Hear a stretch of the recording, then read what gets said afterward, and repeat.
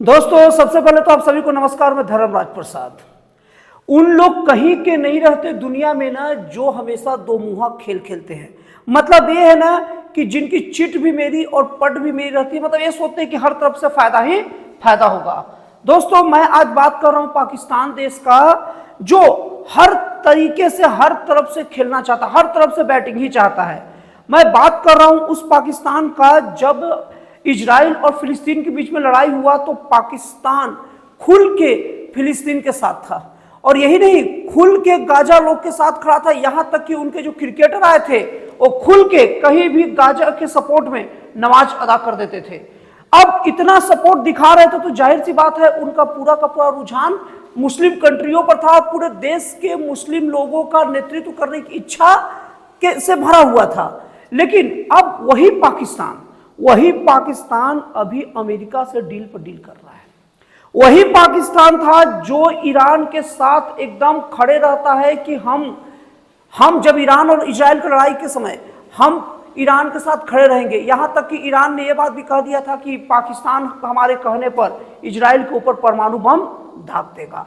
तो ये वही पाकिस्तान था जो ईरान के साथ खड़ा था। और ईरान का अभी हाल ही में अमेरिका किस तरीके से ईरान के परमाणु ठिकाने पर हमला किया है और उसे तहस नहस करके रख दिया है। अब ये पाकिस्तान वही अमेरिका के साथ खड़ा हो गया।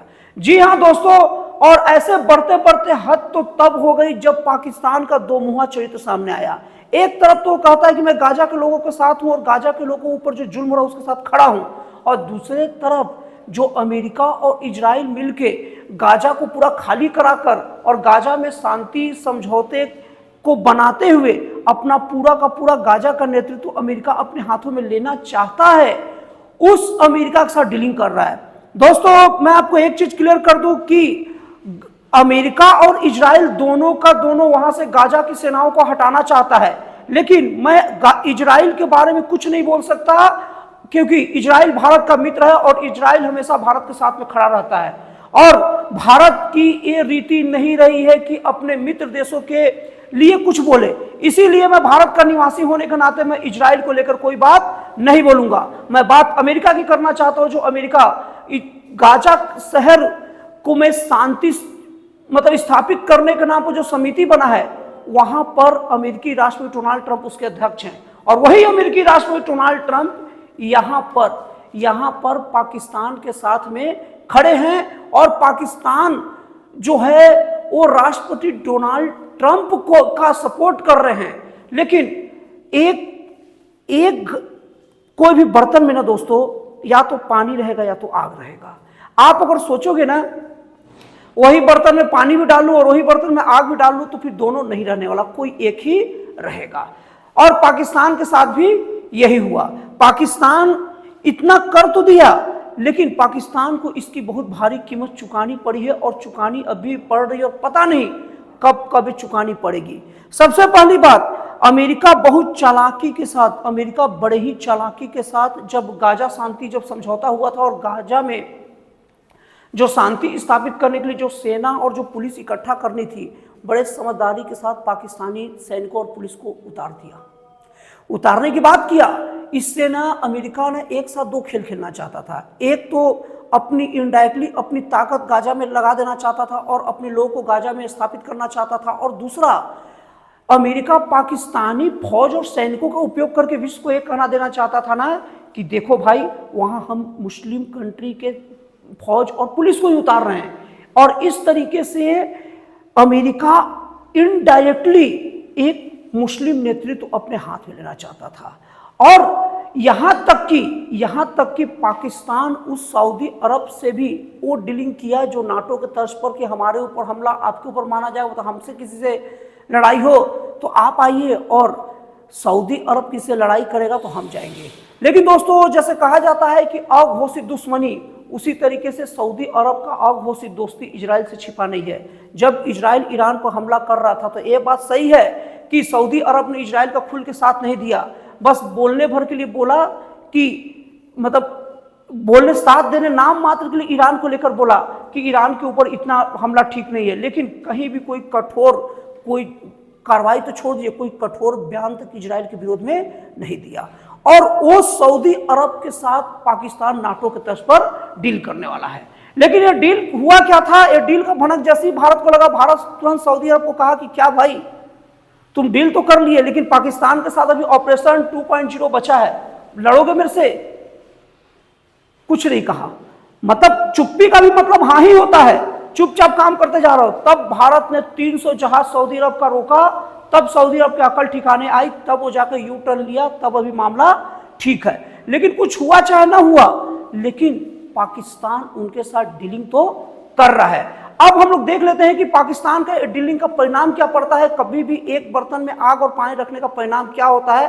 होता क्या है? होता विस्फोट है। और पाकिस्तान में वही हो रहा है, विस्फोट। और इसका विस्फोट इस रूप में सामने आया ना कि पाकिस्तान का अति कट्टरपंथी संगठन तहरीके लब्बैक पाकिस्तान, मतलब टीएलपी, ध्यान से सुनिएगा, ये कोई कट्टरपंथी संगठन नहीं है, अति कट्टरपंथी संगठन है।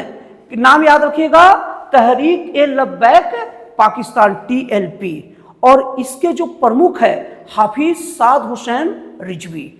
हाफिज साद हुसैन रिजवी एकदम अपने 1 लाख से अधिक समर्थकों के साथ इस्लामाबाद की ओर कूच कर गए मार्च निकालने के लिए। और उनका एक ही बात कहना था कि तुमने ट्रंप के साथ ये समझौता क्यों किया, जबकि ट्रंप का साफ समझौता है कि वहां गाजा में शांति सेना उतारने के नाम पर ट्रंप वहां पर अपनी शासन स्थापित करना चाहते हैं और गाजा में पूरा का पूरा इनडायरेक्टली अपना शासन को स्थापित, पूरा स्टेबल कर देना चाहते हैं। और इसको लेकर बहुत भयानक तरीके से अभी अपना टीएलपी और उसके बाद में पाकिस्तानी जो पुलिस और सैनिक के बीच में जबरदस्त मुठभेड़ हुआ। और इसमें सैकड़ों टीएलपी के जो आंदोलनकर्ता क्या बोलेंगे, अब जो भी समझिए, अब जो लोग आए थे उन लोग घायल हुए और दो ठो जो वहां पर धरना कर रहे थे, जो विरोध मार्च निकाल रहे थे,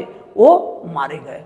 अब इसके बाद में केवल यही संगठन नहीं आया, अलग अलग जगह से पाकिस्तान का विरोध हो रहा है। और अभी पाकिस्तान का पुराने पाप भी बाहर आ रहे, पुराने पाप भी उतना नहीं कर सकते। अभी हाल ही का बात है, पाकिस्तान अभी क्या किया कि पाकिस्तान का जो राज्य है खैबर पख्तूनख्वा, उसके खैबर जिले के अंतर्गत रात को सो रहे लोगों पर हवाई हमला कर दिया। और ये हवाई हमला जनरली दूसरे देश पर युद्ध के समय होता है, और ये रात को सोए अपने ही देश के लोगों पर हवाई हमला किया। और ये हवाई हमला कोई साधारण हवाई हमला नहीं था, चाइना से जो मिसाइल लाया था ना, उस मिसाइल को दाग दिया। 40 उसके देश के लोग, गांव के निर्दोष लोग मारे गए। ये निर्दोष लोग ना कोई पाकिस्तान के खिलाफ धरना दे रहे थे, ना कुछ कर रहे थे, बस बात ये था ना कि खैबर पख्तूनख्वा आज़ादी की मांग कर रहा है। वो कह रहा है कि हम अफगानिस्तान से ज्यादा करीब है, हमें अफगानिस्तान में मिल जाने दो। और वहां के लोग इसीलिए अपने आप को पख्तून भी कहते हैं, पाकिस्तानी ना कह के अपने आप क्या कहते हैं, पख्तून कहते हैं। तो उन लोगों का भी बहुत गजब का मतलब आक्रोश है, और अभी तक कई पाकिस्तानी सैनिकों को इसके विरोध में मार चुके हैं। और ये जो टीएलपी लोगों का जो विरोध है ना, इसको आप लोग अगर सामान्य विरोध कर रहे होंगे या कोई समान विद्रोह कर रहे होंगे, समान विद्रोह नहीं है। अभी तक इस टाइप का विद्रोह कम से कम टीएलपी की तरफ से नहीं हुआ। ये जो विद्रोह है, ये साफ कह रहा है कि एक नागरिकों और सैनिकों के बीच में अलगाव शुरू हो गया है, और कमांड और कंट्रोल, दो चीज का पाकिस्तान का टूटने का बहुत बड़ा संकेत है। ये पाकिस्तान के लिए निश्चित तौर पर खतरे की घंटी है, कोई सामान्य चीज नहीं है। अब उसके बाद कहते हैं ना कि पुराने पाप, जब कोई बीमारी रहता है या जब आप कोई अति करोगे तो होगा क्या ना कि उस वक्त आपको लोग कुछ नहीं कहेंगे, लेकिन जब आप कमजोर पड़ोगे तो सब के सब उभर के सामने आएंगे। पुरानी बीमारी, पुराने पाप कह सकते हैं। अभी पाकिस्तान खैबर पख्तूनख्वा के लोग इस बात का विरोध कर रहे थे, पाकिस्तानी नीतियों का जो खैबर पख्तूनख्वा के लोगों के ऊपर किया जाता है। आपको बता दूं मैं कि खैबर पख्तूनख्वा पाकिस्तान जैसे कि देश है, उसका एक राज्य है, और पाकिस्तान हमेशा खैबर पख्तूनख्वा के लोगों पर जुल्म करता है, तो वहां के लोग इसको विरोध कर रहे थे। अब पाकिस्तान उनकी बात को मानने के लिए या नहीं भी मानता कारण बता के, लेकिन इसके बदले पाकिस्तान ने रात को खैबर पख्तूनख्वा राज्य के खैबर जिले में सो रहे निर्दोष ग्रामीणों पर सीधे मिसाइल हमला कर दिया, जो युद्ध के समय दूसरे देश पर चलाया जाता है। और ये मिसाइल कोई साधारण मिसाइल नहीं था, वो चाइना से खरीद के लाया था। मतलब वही देश के गाढ़ी कमाई के पसीने से खरीदी हुई चीज को उसी देश पर छोड़ दिया। अब एक कमजोरी के समय उन लोग भी इसका फायदा उठाए और खैबर पख्तूनख्वा का जो बॉर्डर है अफगानिस्तान से लगता है और वहां का एक जो लड़ाकों का संगठन है जिसको तालिबानी पाकिस्तानी बोलते हैं, हाँ, उन लोगों ने पाकिस्तानी सैनिकों पर हमला किया और 11 पाकिस्तानी सैनिकों को मौत के घाट उतार दिया। धीरे धीरे करके पाकिस्तान के हर तरफ ये बात फैल रही है और ये पाकिस्तान के लिए और खतरा ये हो गया कि ये पाकिस्तान अमेरिका का जो बहुत सारा जो इकोनॉमिकल डील है, जैसे कि अभी पाकिस्तान अभी अपना ग्वादर बंदरगाह के बगल में एक पासन बंदरगाह बनाया था, वो अमेरिका के लिए था। ध्यान दीजिएगा, ग्वादर बंदरगाह चीन के लिए और पासन बंदरगाह अमेरिका के लिए। अब इसको लेकर पाकिस्तान अपने बहुत रेयर जो मिनरल्स है, मतलब बहुत दुर्लभ खनिज है, वो अमेरिका को बेच रहा था। अब उस पर एक खतरा मंडरा रहा है। खतरा ऐसे मंडरा रहा है कि अभी अमेरिका ये बात अलर्ट कर दिया है कि जितने भी पाकिस्तान में अमेरिकी नागरिक रह रहे हैं वो अलर्ट रहे और पाकिस्तानी जो भी मतलब सुरक्षा कर्मी उनके संपर्क में रहे। और जब कोई किसी कर्मचारी का सुरक्षा घेरे में रहेगा तो काम कब करेगा? कोई एक अधिकारी रहे या कोई बहुत बड़ा कोई मंत्री रहे या कोई नेता रहे तो सुरक्षा घेरे समझ में आता है। तो इस तरीके से पाकिस्तान के लिए बहुत ही ज्यादा भयानक स्थिति है। और इस सब का परिणाम और कारण क्या है? पाकिस्तान दो तरफा खेल खेलता है, या तो गाजा का सपोर्ट कर लो या तो सीधे सीधे क्या बोलते हैं कि आतंकवाद का विरोध कर लो। अब आप करोगे कि मैं गाजा का मतलब सपोर्ट भी नहीं कर, मतलब सपोर्ट भी करूंगा, सॉरी, गाजा का सपोर्ट भी करूंगा और गाजा के विरोध में लड़ने वाले अमेरिका और इजराइल से दोस्ती भी करूंगा, तो ये एक साथ नहीं हो सकता। देखो, अगर रहना है तो भारत की तरह रहो। भारत शुद्ध रूप से आतंकवाद का विरोधी है। अब चाहे कोई भी देश आतंकवाद के सपोर्ट में रहेगा, भारत उसका विरोध करेगा, और जो आतंकवाद से लड़ेगा भारत उसके साथ खड़ा रहेगा। इसीलिए जो इजराइल है, इजराइल और रसिया, ये सब देश भारत के साथ हमेशा खड़े रहता है एक पैर पर। और अभी भारत अफगानिस्तान से जो रिश्ते जो सुधारा है ना, तो उसमें भी ये सब चीज है कि वहां पर कोई भी आतंकी चीजें नहीं चलेगा और हमारे जो भी नागरिकों इंजीनियरों को आप सुविधा पूरा देंगे। तो दोस्तों, आपको एनालिसिस कैसा लगा, आपको विश्लेषण कैसा लगा, प्लीज कमेंट करके बताइएगा। और एक चीज आपको जानकारी थी या नहीं, ये भी बताइएगा। तो फिर मिलता है अगले वीडियो में एक नए, एक जन कल्याणकारी और एक राष्ट्रवाद से प्रेरित नए विचारों के साथ।